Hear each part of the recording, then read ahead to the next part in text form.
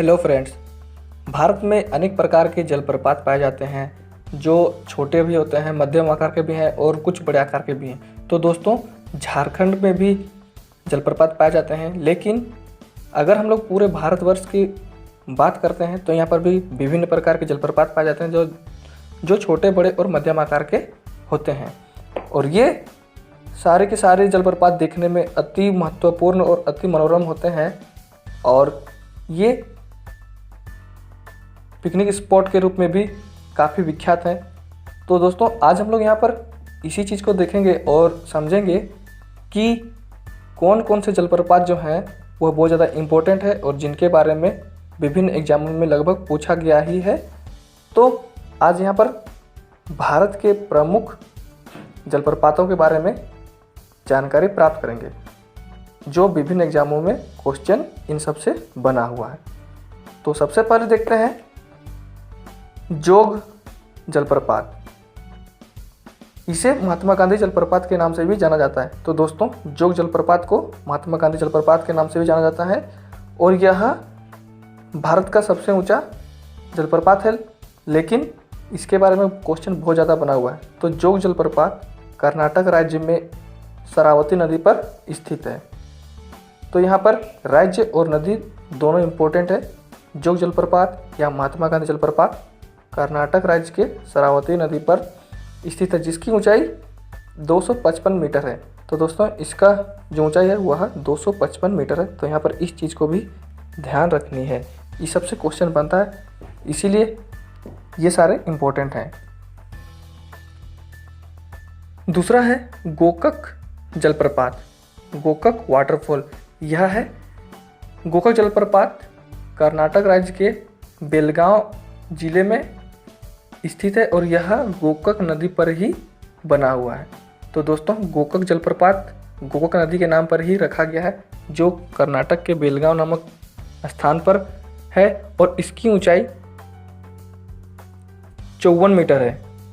तो इसकी ऊंचाई है 54 मीटर। तो यहाँ पर गोकक जलप्रपात कौन सा नदी पर है, इस चीज़ को ध्यान रखनी है, यहीं से क्वेश्चन बन सकता है। अगला है शिव समुद्रम जलप्रपात। शिव समुद्रम जलप्रपात कर्नाटक राज्य में ही है और यह कावेरी नदी पर स्थित है और इसकी ऊंचाई 90 मीटर है। तो दोस्तों, शिव समुद्रम जलप्रपात कर्नाटक राज्य के कावेरी नदी पर ही स्थित है और यहाँ से भी क्वेश्चन बना हुआ है, तो ये भी ध्यान रखना है। शिव समुद्रम जलप्रपात कावेरी नदी कर्नाटक राज्य में स्थित है। अगला है धुआंधार जलप्रपात। दोस्तों, धुआंधार जलप्रपात मध्य प्रदेश के जबलपुर में बनता है। यह जलप्रपात और यह नर्मदा नदी पर स्थित है। तो धुआंधार जलप्रपात नर्मदा नदी पर मध्य प्रदेश के जबलपुर नामक स्थान पर स्थित है और इसकी ऊंचाई है 15 मीटर।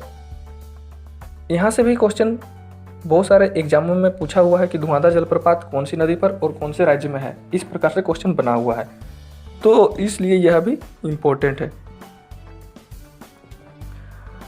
पायकारा जलप्रपात।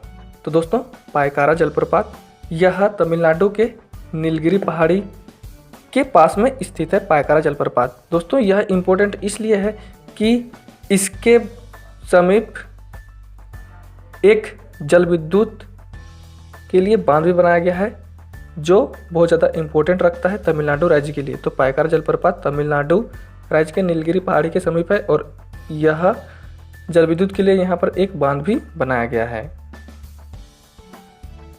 पुनासा जलप्रपात। दोस्तों, पुनासा जलप्रपात राजस्थान राज्य में स्थित है और यह चंबल नदी पर बना हुआ है।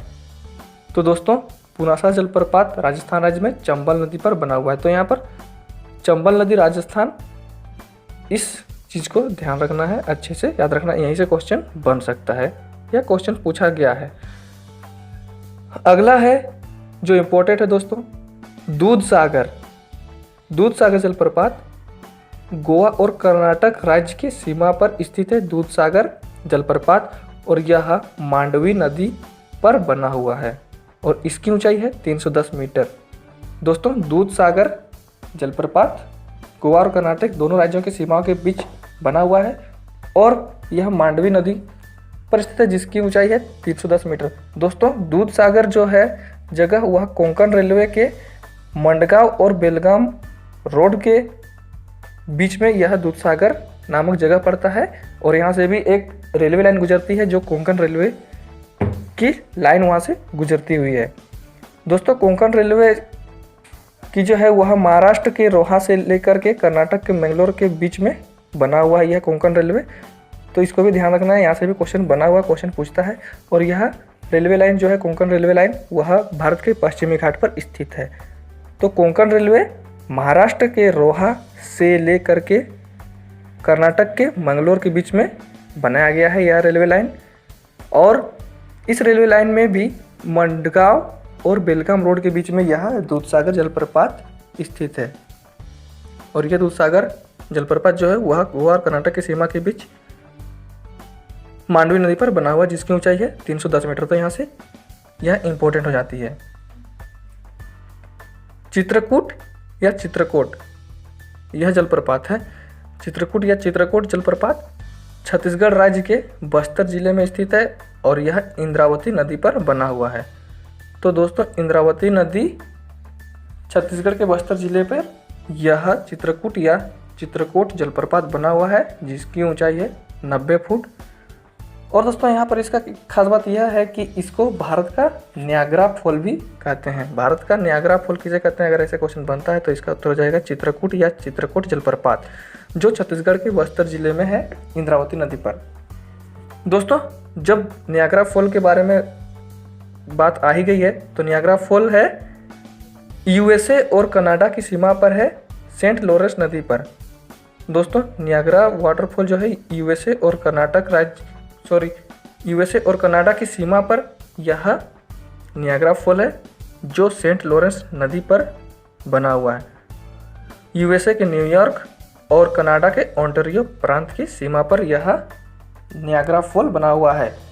और अगर भारत का न्यागरा फॉल किसे कहते हैं ऐसा क्वेश्चन बनता है तो इसका उत्तर हो जाएगा चित्रकूट या चित्रकूट जलप्रपात जो कि छत्तीसगढ़ राज्य के इंद्रावती नदी पर बना हुआ है। हुंड्रू फॉल दोस्तों अगला है हुंड्रू फॉल।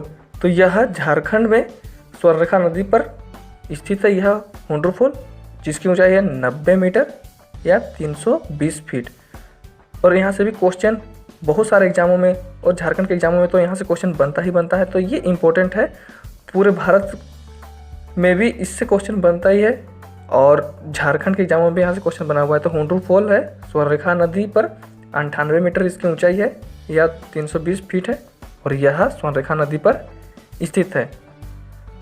बूढ़ाघाघ या लोधाघाघ। तो दोस्तों बूढ़ाघाघ या लोधाघाघ जलप्रपात बूढ़ा नदी पर स्थित है। यह झारखंड राज्य में है और इसकी ऊंचाई है 143 मीटर या 469 फीट।